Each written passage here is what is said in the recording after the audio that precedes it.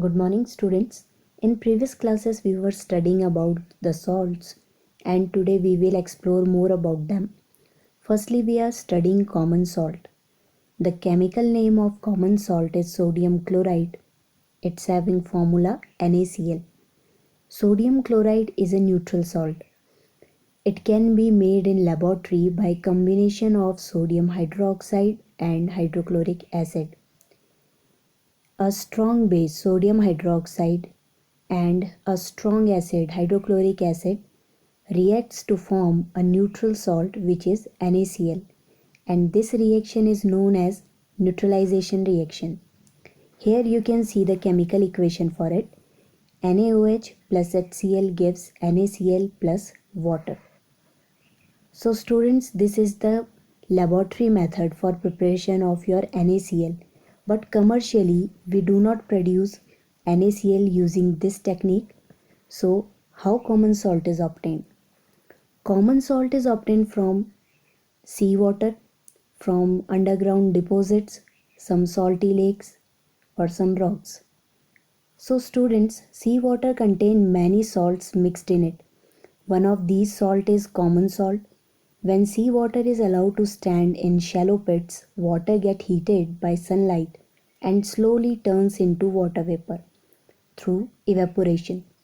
In few days, the water evaporates completely, leaving behind the solid salt. Common salt is then obtained from this mixture of salts by further purification.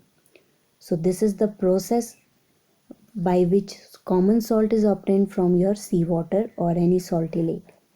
Now, uses of common salts. In our daily life, this salt is highly useful, and now we will understand where do we use this salt. Some of the important uses of common salts are: common salt is used as raw material for making a large number of useful chemicals in the industries, like your sodium hydroxide, caustic soda, sodium carbonate, well known as washing soda, sodium hydrogen carbonate, it is known as baking soda, hydrochloric acid, hydrogen gas, chlorine gas, and sodium metal. Common salt is used in cooking. It improves the flavor of food. Common salt is used as a preservative in pickle, and it is also used for preserving meat and fish. Common salt is used in manufacturing of soap and also for melting ice which collects on the road during winter in cold countries, as this common salt is an anti-freezing agent. So it does not allow the water to freeze into the ice. Now students, in this chapter we are going to study the chemicals which we get from this common salt one after the other. So firstly we are starting with sodium hydroxide. Sodium hydroxide is commonly known as caustic soda. Its chemical formula is NaOH. So you must know that NaOH is a very strong base. It's a water soluble base, so we will say it's an alkali. Firstly, we will see the production of sodium hydroxide. The raw material for producing sodium hydroxide is sodium chloride, your common salt. Sodium hydroxide produced by electrolysis of a concentrated aqueous solution of sodium chloride, which we call brine. When electricity is passed through this concentrated solution of sodium chloride, that is the brine, then it decomposes to form three products, which are sodium hydroxide, hydrogen gas, and chlorine. Now you can see the chemical reaction for this process, and it is NaCl and water.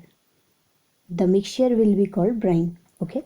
When electricity is passed through it, it means on electrolysis it will produce your sodium hydroxide, which is called caustic soda, chlorine gas, and hydrogen gas. Now students, during electrolysis, chlorine gas is produced at anode, which is the positive electrode, and hydrogen gas is produced at the cathode, which is the negative electrode. And your sodium hydroxide solution formed near the cathode. So these things you have to keep in your mind. Now this process of electrolysis of sodium chloride is known as chlor-alkali process, just because here the word chlor is for chlorine and alkali is for sodium hydroxide. As I told you earlier that your sodium hydroxide is a alkali, that is a water soluble base. Now the three very useful product which we get while the electrolysis of sodium chloride solution, as we earlier studied, they were sodium hydroxide, chlorine and hydrogen. All of them are very important and all of them have their utility in our daily life. Now let's see the process and understand the uses of these three products. As you can see here, and as I have earlier stated, that your chlorine gas, hydrogen gas and NaOH will be formed. Now you can see chlorine at anode, hydrogen at cathode, and your NaOH will be formed near your cathode. Now students, we will understand their uses one by one. Firstly, hydrogen. Hydrogen is used as a fuel in rocket and fuel cell. It is used for manufacturing ammonia, which is used for making fertilizer further. Now, chlorine. Chlorine is used for water treatment, for manufacturing of PVC, which is polyvinyl chloride, and it is used for manufacturing of pesticide, also the bleaching powder, which we will study later. Now, sodium hydroxide, our main product. Sodium hydroxide is used for degreasing metal sheets, rods, etc. It is used for manufacturing of soap and detergents. It is used in synthesis of artificial fibers, paper, basically in textile industry. Now students, when chlorine combines with your sodium hydroxide, it forms sodium hypochlorite, which is a household bleach. And your hydrogen gas and chlorine gas, they combine together to form hydrochloric acid, and hydrochloric acid is very useful as it is used for cleaning iron, steel surface. It is used as laboratory reagent and also used in manufacturing of ammonium chloride. So we discussed the importance of chlorine gas, hydrogen gas, your NaOH, and the product which we will get when they will react. So today we have understood about two salts. Firstly, our common salt, and second one was this caustic soda. So we will continue with this salt in further classes. Keep learning, keep asking, stay healthy. That's all for today.